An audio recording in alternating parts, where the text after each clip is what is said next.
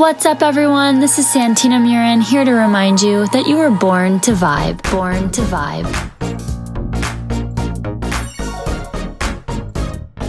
Born to vibe.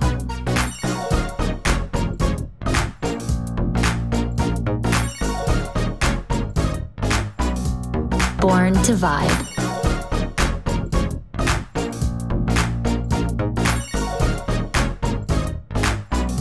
Born to vibe.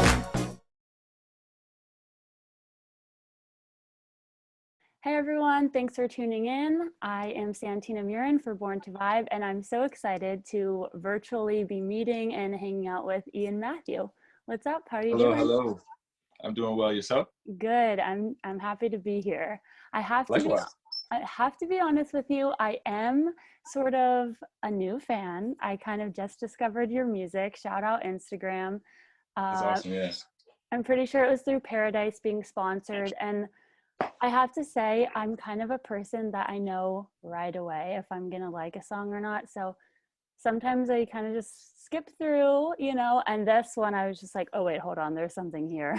Like, oh, dope. I'm there's glad. something really good here, and kind of just went through your stuff and really enjoyed everything. So I am a new fan, but. Hey, that's awesome. That's why we still make music. You know what I mean? We still promote it to everybody so that we can make new fans better. You know what I mean? Exactly. The more the merrier. The more the merrier. Absolutely.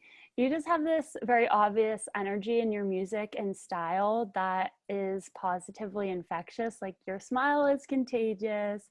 You have a very calming but upbeat presence that really shines through in your music. So that's cool. Yes. Paradise. Okay, so let's talk about Paradise. I love the irony of the timing of the way that you released the song. Like, I mean, you're in the cold too, right? Connecticut. Yeah. So yeah. I just love that you were posting even stories of playing it and it's like snowing and you're like, yep. Yeah. So the story behind Paradise was I mean once the pandemic hit and everything, Mm-hmm. everybody was coming out with their COVID song, I would say, yeah. So for me, I feel like I make a lot of sad songs anyway. Mm-hmm. So I didn't want to make a sad song about a sad time that like everybody could relate to. A lot of my sad songs are more like certain situations that I feel like other people could get help from, or they could relate to and feel something from it.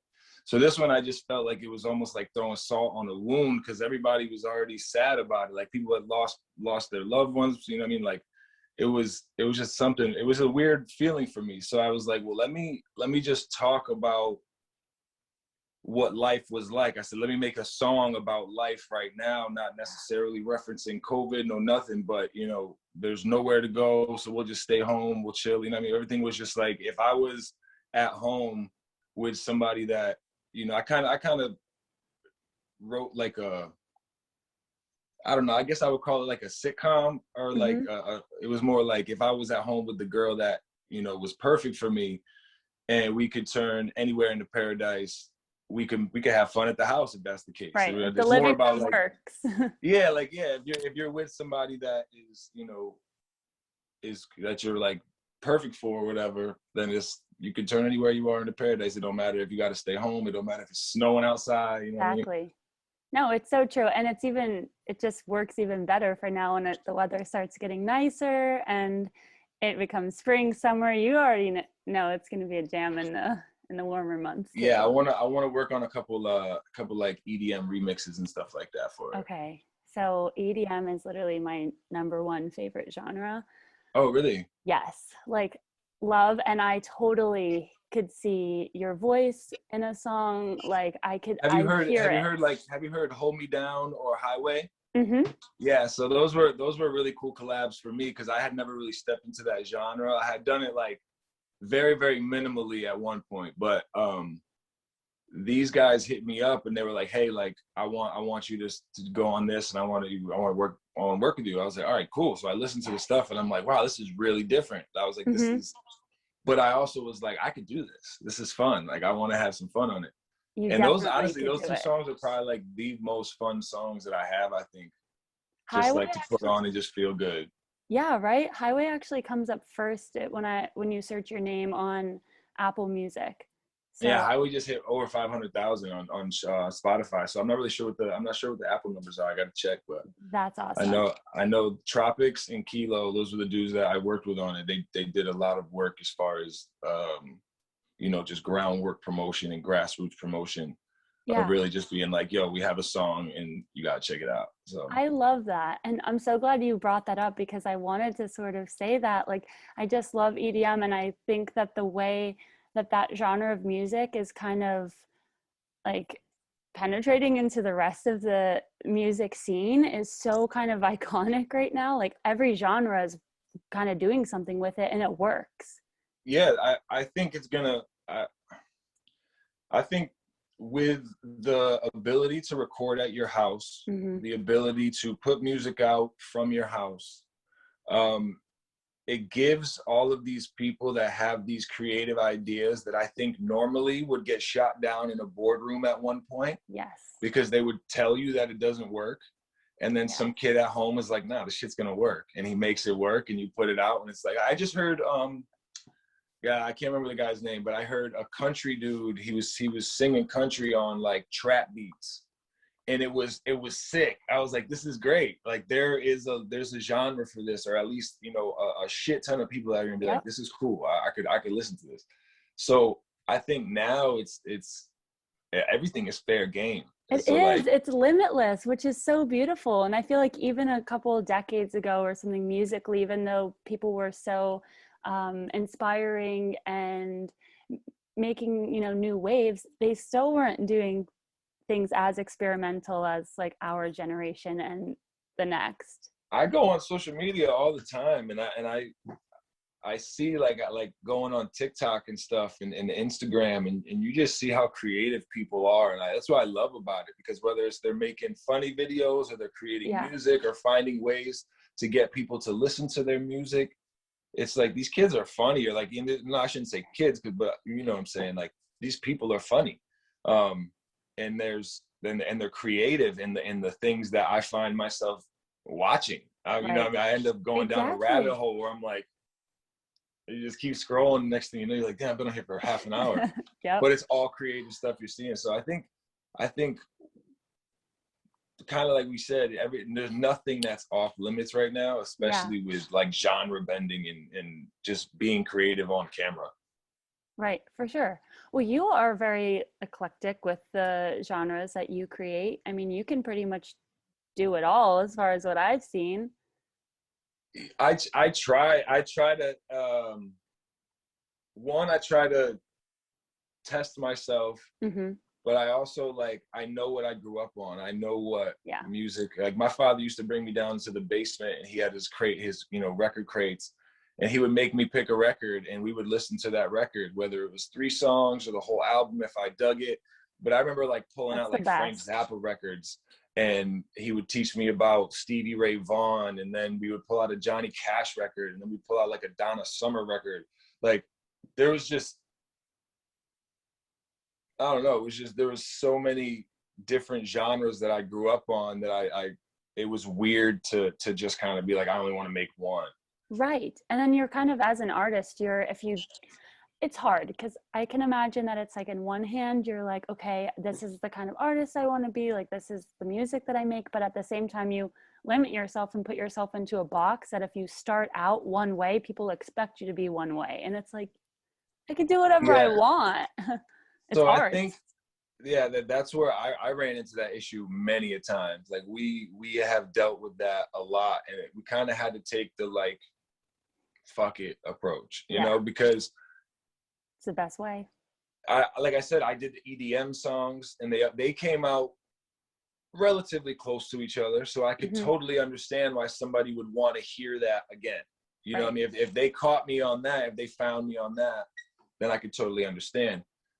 But I also like to make songs like Shadows and Letting Go, and I like to make in a more upbeat All Right, or stuff like that. Yeah. Where I think my creativity just comes from my emotions as a person. Like every day you wake up, you're not feeling like you're ready to go and EDM your day. You know what I mean? Some days you're like, damn, I want some, you know, I want some Morrissey, or like I want some self-loathing music or something, you know?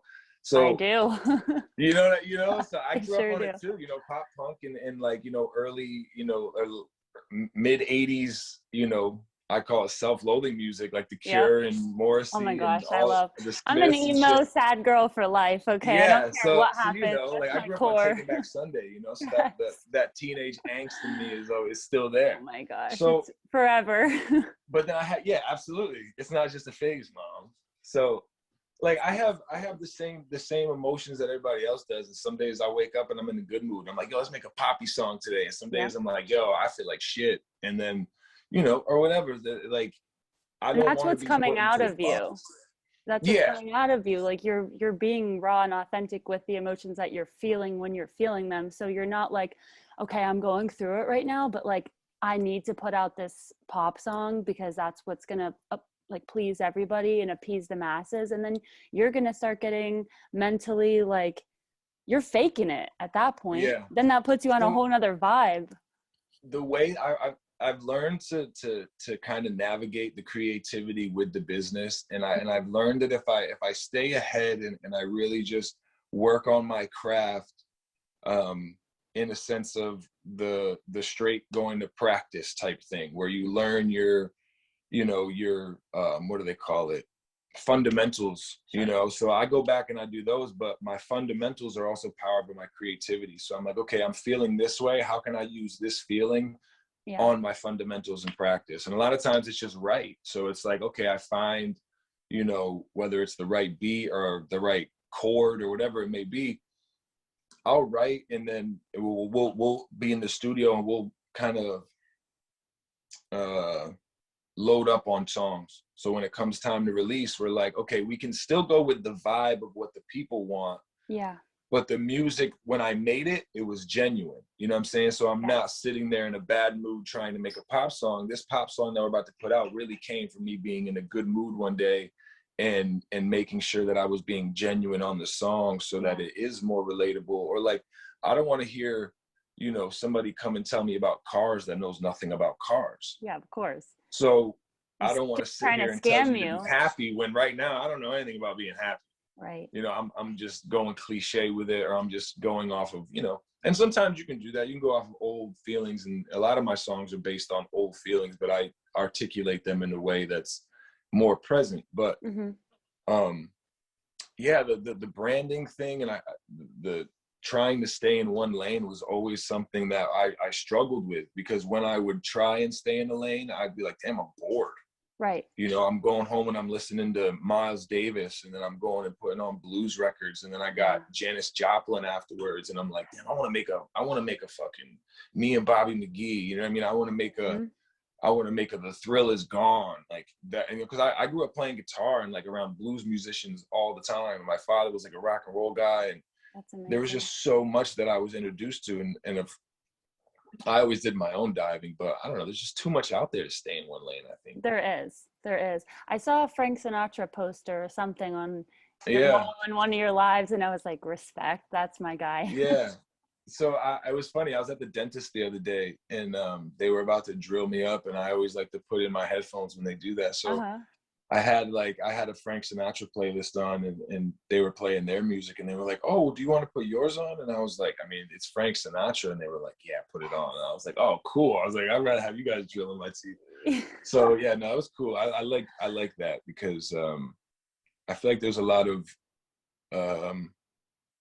commonality, and when you meet people and they like the same artist as you, there's like that, oh shit, you like, oh, that's cool. Like now all of a sudden the world is a little smaller to us. Yes. And I feel like music is like a huge way to, like, even then, like now I know a little bit more about them, so like when I go in, I can you know, pick up from there, start up a conversation, like little things like that just help you like along in life and meeting people, like how we just had our little like oh shit moment with our pop punk shit, you know what I mean? Like that means something to us. Yeah, you know? like Other all people this might not hair has to understand, be but, put to use somehow, like headbanging. you know, I have to. it's like when you're like waiting for the band to come on and you see somebody else with a band shirt that you like, you're like, dude, MXPX, fucking love it. I love it. Hey, and all of a sudden you guys just are friends become now. best You're like friends. picking each other up in the pit. He's helping you crowd surf and shit. Yep. Gotta respect Which is it. actually how I try to base my. I grew up growing up. You know, my mom took me to my first work tour when I was 12. Oh, So yes. like, shout out my mom. But like, Shout out, I've always moms. I remember hearing like, you know, almost every fucking band was like, hey, like everybody in that crowd is your brother and sister. Yeah, If they go down, pick them up. We're here to have fun, you know, blah blah. And it always just seemed like everybody there was always on the same page. And for it's weird. sure. I almost get like teary eyed talking about it. But You're that's how preaching I to try the to like choir, base. my friend. That's how I base my shows. It's like, you know, when we're here, I always tell everybody like, look around. Like we have so many people from so many different backgrounds. And like, if there's one thing that makes you like that we can all say we have in common is we were here tonight to have a good time. And if that's all you need to spark a conversation with somebody, to meet somebody new, or just maybe, you know, get a different view on somebody that you thought was one way and now you're in a room with them and have the opportunity, Yeah. like take that opportunity. Like you guys are not that different. You guys may be very, very different, which we can celebrate, but here we are when at least you know there's one common thing, and that's we're here to have a good time tonight. So like make new friends. I Right. love that shit. Like that's why I do it. You know what I mean? I absolutely do. And it reads, you know, it reads well to the audience, it reads well to the fans. Like when artists and just art in general is authentic and real, people can pick up on that. And the same whenever it's not. So that's what I think builds long lasting relationships, friendships, fan base, you Absolutely. know, everything. Uh, you mentioned that Ashtray kind of changed your career, and that came out in 2018, right? Yeah. Okay, so in what way, really? So the story behind Ashtray was I was in San Francisco, California in Okay. 2015, and I was recording some music. And I had came up with this hook, and I was like, this is it. Like this is a good one. I had a producer there with me. I got the beat from him, Hmm. and when I got home, it just didn't sound the same as when I was in California. And Okay. I was like, there's too much in this hook for me that I was like, I can't just like throw it on anything. So I waited and waited and waited until 2018. So it was like 3 years Okay. later, we're in the studio, we find the beat, and like I go nuts. I'm like, yes, this is finally it. We got it, blah, blah. So the song originally had a first verse Yeah. that in the span of that 3 years I took off and I gave it to somebody else. I put it on somebody Oh, else's song. So okay. there's a song from an artist named Javi that's out, and it's called Closed Off, featuring Ian Closed off. Matthew. Okay. And that first verse was originally supposed to go on Ashtray. That first verse. Okay, because I actually wrote down as a Or question. yeah, so I think I'm the second verse. So my verse in that was Or originally whatever. supposed to be the Your first verse verse. in Ashtray, yeah. Okay, I was going to ask you that because I heard you mention that on a live or something, saying that Mhm. you took it out, and I was going to ask if that's something that you would ever share or would be out, Yeah, but it lives, so that's cool. yeah. Okay. So I kind of tell people like that will give you a very specific look into Ashtray. But when I rewrote it, I wanted to make it more about the feeling rather than my situation. I was Right. like, It I should want to reach make it, more people. yeah, I want to make it for anybody that's up at 4 a.m. with an ashtray by there. It might not always have to be an ashtray, you know what I'm saying? But for me, it was just like, when I looked at it, it was like, damn, that's a lot of cigarettes. Yeah. Like that, like, Like I'm and to me, stressed. I always I always ask myself why on everything. Why? And that's why I figure out a lot of like my inner thoughts of like why I do things. Hmm. But I said, why is that so full? And I was like, oh, it's because you're stressed. Well, why are you stressed? Because of this, because of this, because then it always trickles down to your fucking self. Yep. Always trickles down to yourself. So Ashtray was me in that stage, but also like kind of taking a step back and looking and just kind of being like, why am I here? And it was all trickled back to like, you know, addiction issues and shit like that. So I wanted to make it broader where anybody that's been in that 4 a.m. situation could kind of just be like, wow, I know what you're talking. And I've had people come up to me. Like I had a dude come up to me one time and he was like, my father passed away 2 weeks ago and I've had Ashtray on repeat for Wow. for 20 for you know for the entire time. And I was like, damn, man, that means a lot, you That's, know, I like mean, chills, like literally. I'm feeling yeah, right now. yeah. And like that's the type of thing that I was just kind of like what do you say to that? Like, you know, Right. Like, it's like, thank you, of thank course, and I'm you, glad but I could you're help. like, It's like, ah. man, like, And you mentioned that you were nervous though to release a song. Is it just because Yeah, of how human are we, of like feeling that we're the only ones in that sort of headspace or isolation or whatever you feel, and then you kind of put it out and realize, look, you're connecting with people not only in just the same level of like maybe feeling stressed or what are we doing, but you're connecting to people that are going through something way different than you wrote the song even about. absolutely. But you have this community and connection, and it's kind of like, it's a weird human thing when you're like, wow, I'm so glad other people feel the same kind of pain I feel. It's like a relief, but we're all feeling our own shit, you know? And it's funny because like, and that's kind of what why I go back to how I wanted to write it, where it was like, we all have our own specific stories, but there's always that commonality of like the feeling, and people can relate to that feeling, and they can kind of take it and mold it to themselves. And it becomes, they put their own story on it, which I Yeah. think, self or listener interpretation is amazing. It's huge because there's so many people that hit me up and they're like, hey, was this about this?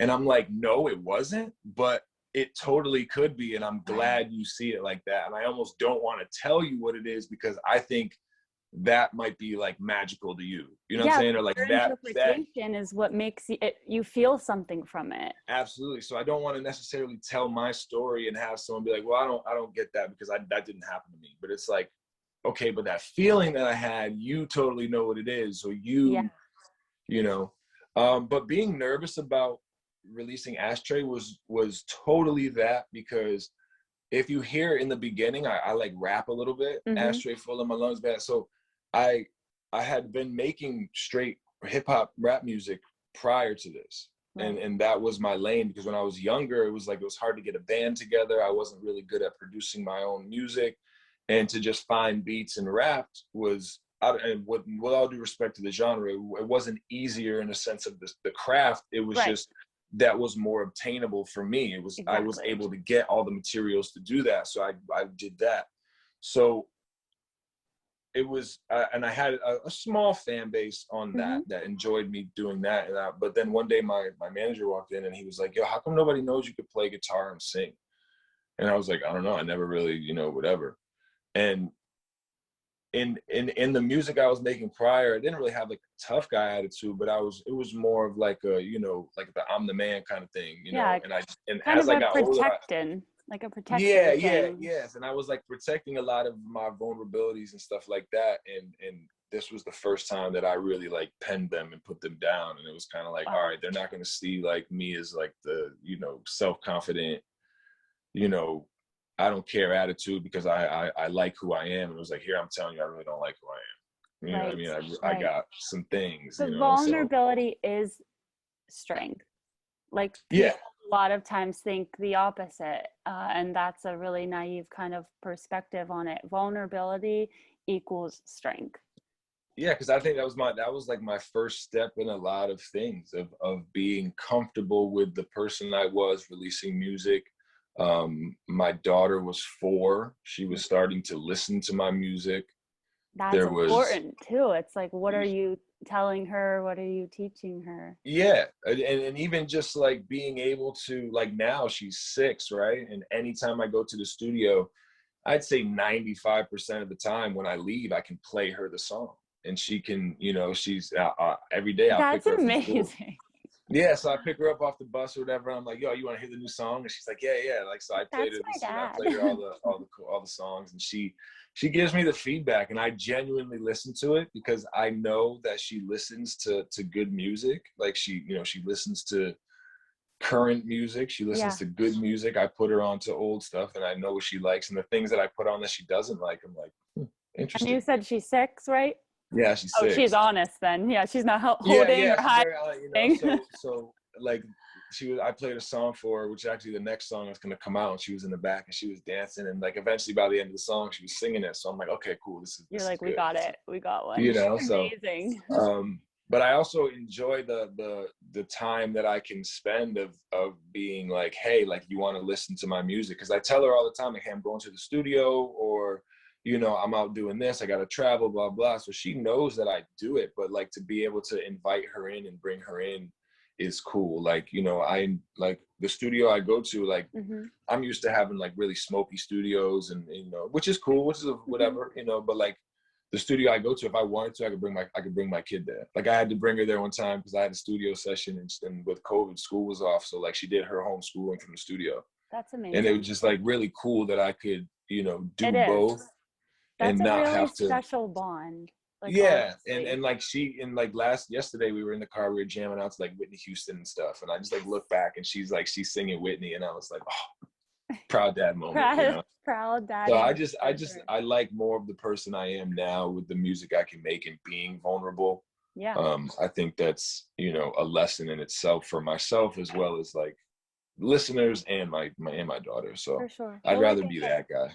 people respond to that, and people, whether they're in their own lane of kind of putting on that protection and that wall, they know that at their core they're vulnerable too, whether or not they're sharing it with the world. So when they hear or see people that they look up to doing that, it's like, even if they're still low key or kind of secret about it, they're like, oh, okay, like Yeah. it works, you know. Speaking of kind of vulnerability, I wanted to share something with you that I wrote, if you Oh, wouldn't absolutely. mind. Just because your lyric specifically in Ashtray, you say, I got a full ashtray on my nightstand and I will never break, but yeah, I might bend. And I just love that perspective on the way that speaks on strength. I wrote something similar, but kind of essentially opposite, but using that strength as a goal. So, okay, I have a book here that I put out in 2020. It's called Spilled Ink and Images. Okay, And make sure you send me a link for that.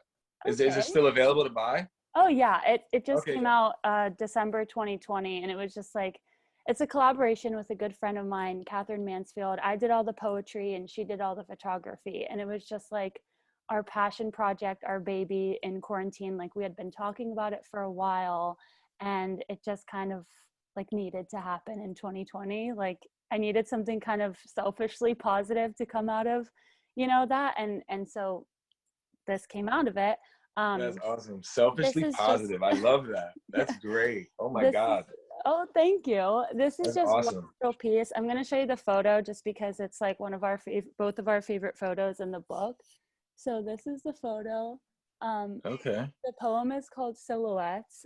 It's obviously much longer, but I'm just going to read the one stanza that reminds me kind of the lyric you wrote. Yeah, absolutely. So I say, bend enough and you'll eventually break. Give too much and you're desperate to take. Find myself, strength ignites within. The time is now, a new life I must begin. So obviously that's just a part of it, but I That's just like, yeah, that's like found, if Ashtray had a mission statement, like or like a spark note, like that would be like, you know, but like that's awesome. I just love that the kind of words and the same feeling were used, but you're like, I might I might bend, but I'm never gonna break. And I'm like, if you bend too much, like you're gonna break. So So you know what's cool is I that line, I will never break, but yeah, I might bend. I was listening to Dashboard Confessional on my way to the studio. oh And wow, they have I love that. I might bend, I will not break. Forgot what song it's from, but I remember that in my head, and I remember I was like, "Yo, that's perfect. That's like a perfect, you know, and that was another what Yeah, would they call it? analogy, Simile or you know whatever." metaphor, but more like Yeah, an metaphor. Yeah, but I analogy. was like, okay, I was like, that's exactly the feeling. I was like, you know, we come this close, but like as long as you don't go that way, then you know you can always come back, and it may be a Yep. little different, but you're coming back. So I really loved that, and that was definitely an inspiration. I mean, but that's another one of my, you know, huge Chris Caraba, For um, sure. another one of my self-loathing favorites.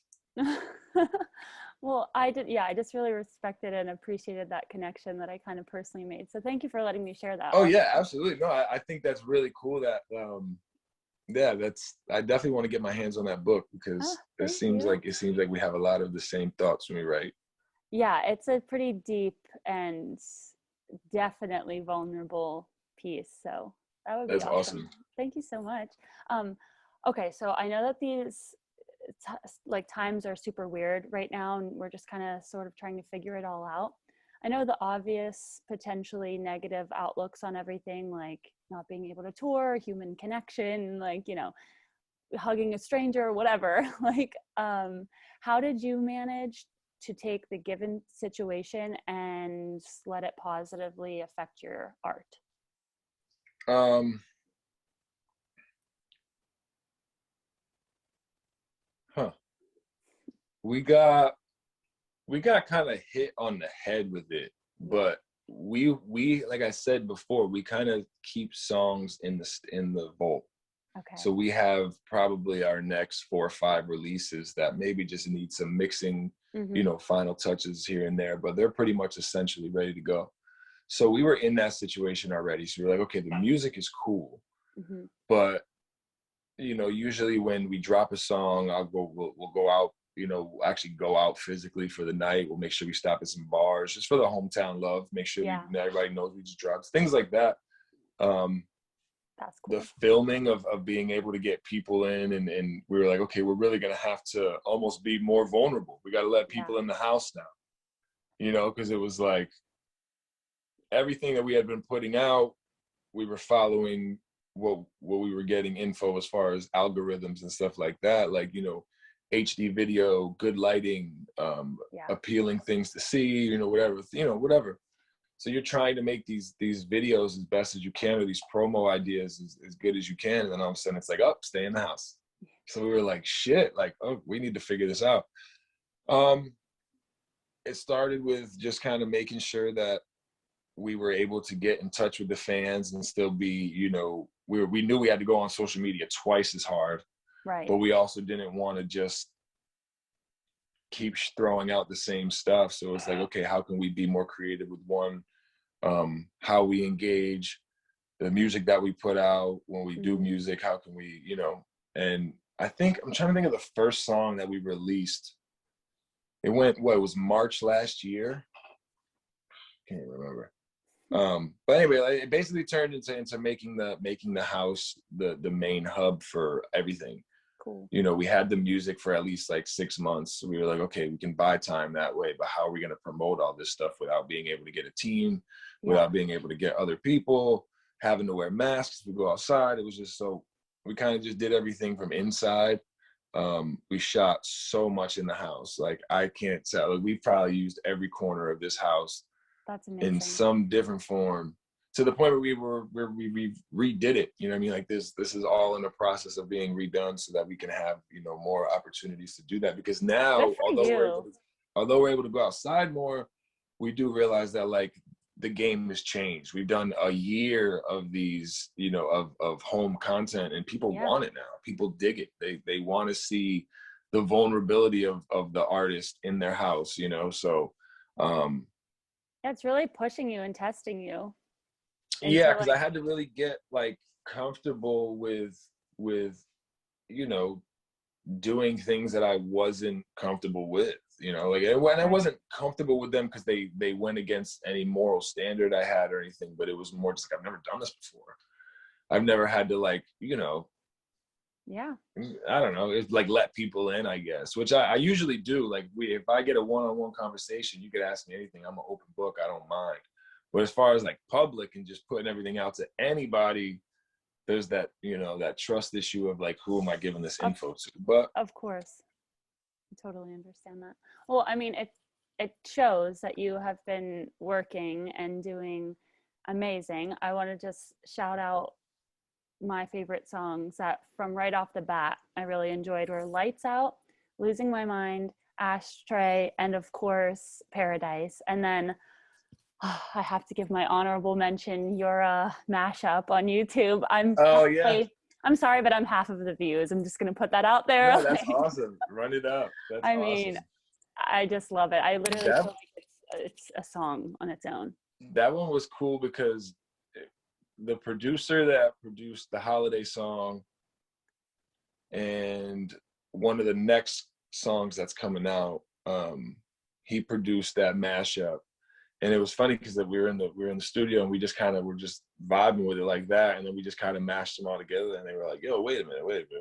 Like, why don't you let's just try that?" Because it was like one of those things where it was like I never would have done that. Yeah. To me, I also had to, like, I guess reevaluate how people looked at things like that. I didn't want to be taken as like, yo, you stole the song, like, or I was Right. trying to do something, you know. So I was like, well, if I put my own spin on it and make sure I call it a mashup, make sure everybody knows where my head was at when I did it, Mm-hmm. maybe it won't come off wrong. I You didn't want to linked be like, all the songs, like yeah. So originals it's and like, stuff. yeah. Yeah. So it was very, you know, it was very organic, which was weird It's because like the only seamless. unorganic parts are the only, I guess it was still organic, but the only like weird uncommon part was recording it, you know, because we do that all the time in the studio, Right. you know, but then recording it, and it was like, maybe people want to hear this, put it out. And it was like, People do. It's me. I'm people. I no, want I I know want to that hear it.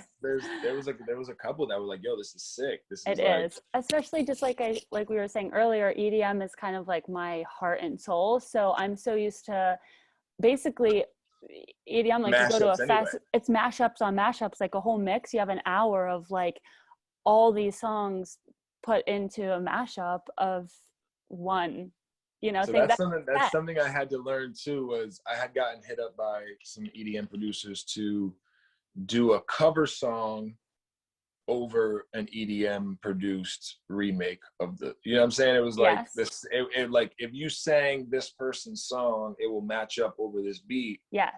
but it's not the original beat. And I had to get out. It was a weird process for me to think about because I'd never done anything like that before or like Well, heard anything like that. I know To you me, it was, mentioned Whitney Houston earlier. yeah, Kygo does that over her song "Higher Love," which isn't even originally her song, but like yeah. it's Whitney's song. Um, I mean, it's more popular by Whitney, but he did her. So she's like, it's her vocals, but he Oh, produced that's the cool. song, and it's one of my favorites. Yeah, my brother, he sent me. I had did a song with the EDM. It didn't come out yet, but it will come out. But he had sent me. I sent him the vocals, and he sent it back to me over. I Caught Fire by The Used, Okay, and wow. I was, and yeah, and it matched up perfectly, and I was like, wow, this is kind of cool. I can't wait. We might do something like that. And I actually, I wanna get more into like live instrumentation and stuff like that. That's not necessarily like I don't really use a lot of like live drums, but I Hmm. would love to because it Yeah, takes away the quantization and it gives you more of like a flowy feel because it there's actually like a human doing it, you know? it So does. those are It just like the definitely does. little things that I try to put goals on. Eventually we'll get to there, you know? Well, yeah, I mean, you're doing one thing at a time, and like, I really think that you're crushing it and killing it. I think that you come through as super authentic and genuine and just like a really good, nice person. Like, you want to Oh, thank connect you. with people. Yeah, I honestly, like, you're easily one of my favorites. Like I said, I know when I know, like, right away. I don't play music. I don't have any of that like talent, but I just understand it in my soul so much. So when I know That's something it. right away, like, I But know yeah, I it. mean, that's what I love about art is like, I'm not a painter by any means, but I can walk by a painting and be like, ooh, Yeah. I don't know what Respect that it. was, but I feel it. You know, it's just Exactly. like if you feel it, you feel it. So I think that's really cool. And I think that's what, you know, I strive for is to have people be like, hey, I know what you were saying there. That makes sense to me. Or like, you Yeah. know, that feeling I had, I thought I was the only one. Come to find out, you You're know, not. you're just as messed up as me. Yep. It's that weird like relief like we talked about earlier. Um, Yeah. just I know time wise we gotta get going here, but I want to just kind of end on like a little fun note. You had said emojis speak louder than words. So what are your top three most used emojis? And then what are your three favorite to receive, like in regards Uh, to your music? my most used, I think, are this, Okay. um, this, and probably like the this big smile. Okay. Um, and then most to be received, I like receiving the fire emojis. That's always good. Definitely. And then the hearts are always good, just because it's like more like that. If it's not like a creepy Any heart, you particular color? know. No, No. no. I always use the purple and the black, so I'm I'm partial to the purple and the Oh, that's black, so cool. I don't Purple know. and the black. That's cool. I use the brown one a lot because I feel like the brown doesn't get a lot of love. You're right. Nobody ever uses the brown heart. You know what I mean? Yeah. You have the orange and the red, the green, the bright yellow. Like, You're right. That's so funny. Well, thank you so much. And don't you have a birthday coming up? Isn't it your birthday April soon? 17th. Yeah. Okay. Next month. Next month. Next month. Okay. We're still in Aries season though, so that's cool. Yes, we are. Okay, so we're just under a Impatient month Aries. away. So happy early birthday. Well, thank you so much. Thank you for everything you're doing and for taking the time with me. This was awesome. You are incredible. I will forever be a fan. So Yo, absolutely. If you ever want to do a part 2, let me know. I would love to, and I can't wait until we can actually connect in person and see you at a show and get a hug. Yeah, absolutely. You'll be the first to know whenever we start doing shows again, for sure. Thank you so much. Absolutely. Love. Thank you for having me. Thank you. With everyone here, I'm Santina Murin for Born to Vibe with Ian Matthew. Thanks so much. Hey.